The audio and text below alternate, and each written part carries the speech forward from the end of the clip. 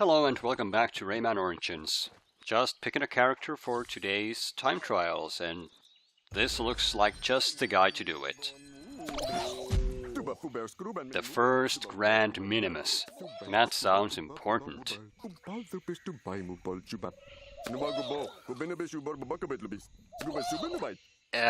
Vielen Dank? What are we, German now? Well, the first Grand Minimus, despite his grandiose name, acts like any other teensy in the game. That is to say, he acts like any character in the game. Well, let's take him for a spin.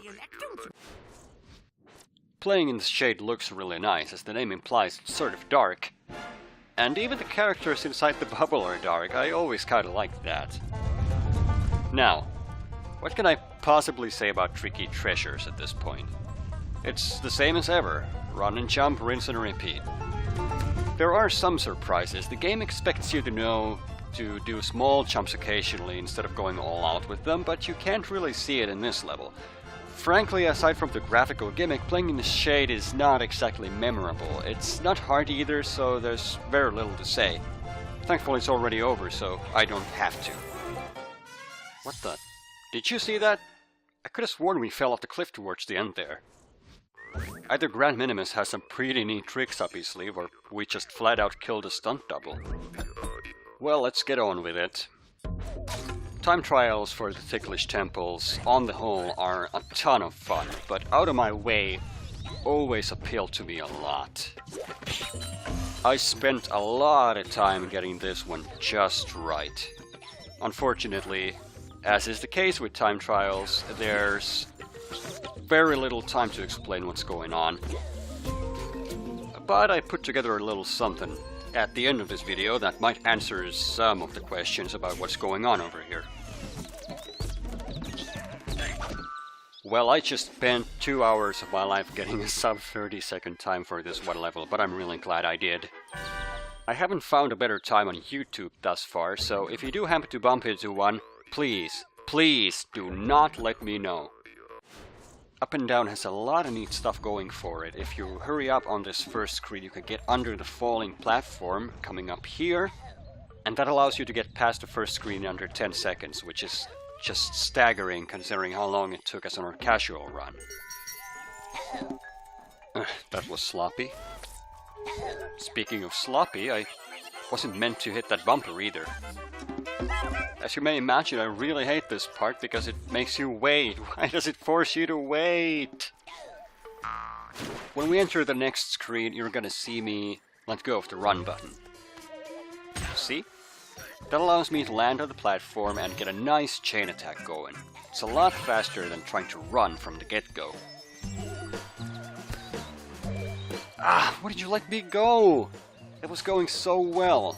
Well, I'm just gonna hover all the way to the end. It doesn't really matter at this point, since you make one little screw up, everything is ruined. Ruined, I tell you.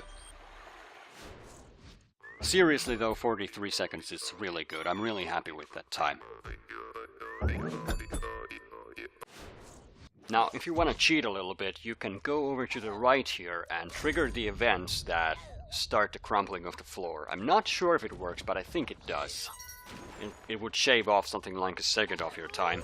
Not that it really matters, it's a long level and there's plenty of room for error here. Besides, why would you ever want to do that anyway? That's just silly. So like I said, it's a long level, and truth be told, I did not map it out properly. I did not measure the time it took to go through different paths, I just kind of went along with it. These platforms are the worst. Come on! They do have a fixed pattern that starts when you enter the room, but they just never seem to be in the right spot when I get to them.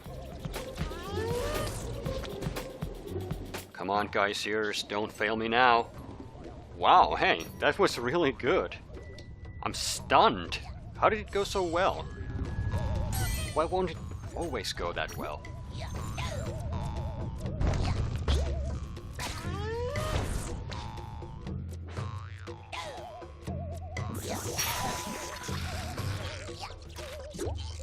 So I'm not sure that taking the right path was the right decision. I'm pretty sure that it would have been faster to go left, but as I said, I didn't take this all seriously after spending 2 hours, give or take, on just one level. This just wasn't very high on my priority list.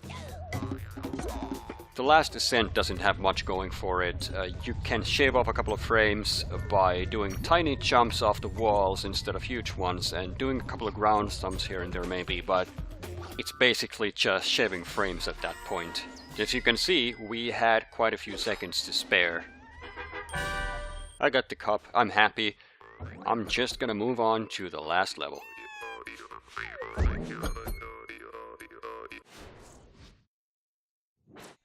Now right at the start, you're gonna see me do a ground stomp.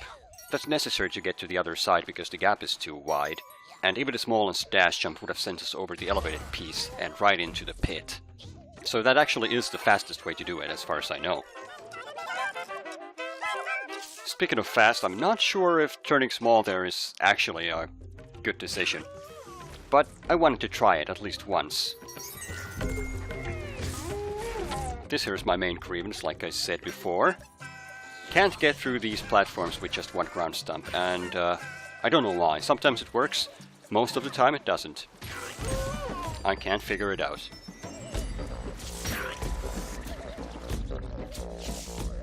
Now, clearly this part would have been a lot faster if we were big, and there was some screwing up on my part. But I'm gonna take it anyway. It's still a pretty good time for a non-serious run. And with that we're done with the Ticklish Temples. Too bad, I was really enjoying myself here. It's a absolutely fantastic world, a really good way to kick things off in the second half of the game. Next time we're gonna venture through the Hard Desert with its several gimmick levels. But for now we'll stick with the temples for just a little bit more.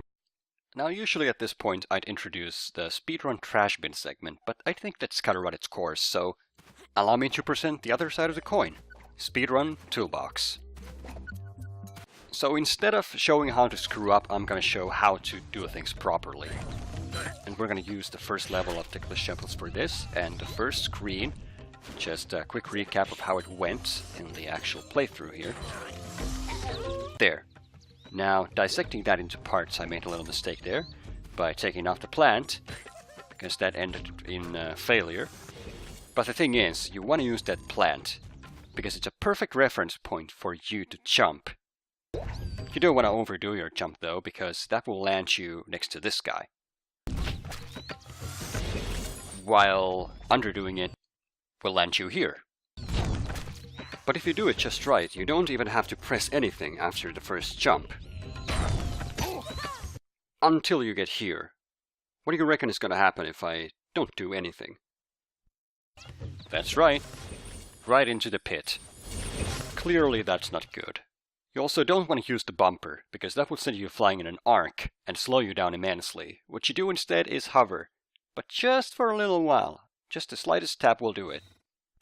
See? Just about 4 frames worth is enough to get you landed on the other side. This is something I've mentioned several times. See that slope? That is an immense speed boost, but you have to attack while you're on the slope. If I were to attack from this position, it would send me flying over the slope without the desired speed boost, while jumping after that would make me hover, slowing me down even more. It's a fine line though. It takes a bit of practice to master it. You would think that this is extremely self-explanatory, just dash through the enemy and jump, but the height of your jump actually matters. See how I hit my head in the ceiling there? Jump too high and you'll land on the bubble-like Lividstone. Once again, a light tap is all you need. On to the second screen. This is pretty much a repetition of the first screen, with just a couple of extra pointers. We'll get to those in just a second. The beginning is much like the first screen, just attack at the right time, and hover a bit here, and stop. That's me, attacking right after the ground stomp. Why? Because if I don't, this will happen. How about that jump? Honestly though, it's only a few frames slower, so it may not be worth your while, but I wanted to show that off anyway. The rest of the screen is, well, pretty self-explanatory. As for the final screen, a lot of ways you can go about it. This is just one of them. Let's have a closer look. The second jump here determines whether you land on this or this other platform. You don't want to grab the vine because that just slows you down. But either of these platforms can land you here, next to the hunter. However, landing there without getting hit, not an easy feat. He just loves to ruin my runs, so let's sock it to him. You have to attack immediately though, because there's just no room to move. As for the jump right afterwards, I think you see where this is going. Okay, having lost speed to that bumper, I now have to adjust for it by dashing. However, it's a nearly pixel-perfect attack right there. You can see it better in slow motion. If you take a look here, you can see me actually jumping after I'm over the edge, and I'm this close to hitting the spikes on the platform on the right. So it's extremely tough to pull that off. The best way to go about it, I think, would be to do 2 consecutive jumps right here, try to land on the platform without resorting to hovering, and not having to dash afterwards, just jumping off the platform right as you hit it. Now, mind you, all these strategies are just something I cooked up as I went along. There may well be faster routes and better strats, and it's primarily a question of preference. Anyway, I think that's as good a place as any to call it a day. I could probably go on for another 15 minutes, but I merely wanted to give you an example of how I usually go about routing these runs. Maybe it will motivate some of you to try it out for yourselves. Most likely it'll just scare everyone off from doing it. One last thing, I'm not saying these are the most optimal paths. I could have easily missed something, and some of the choices I make might be too dangerous to pull off consistently in a proper speedrun. I guess I just wanted to show that even within a single level there are tons of possibilities, and you can spend hours trying to shave off just a few frames or getting a jump just right. Is it worth it? Probably not. Read a book instead. Learn to play an instrument. Speaking of which, next up, another musical desert chapter. So stay tuned. Did I use that joke already?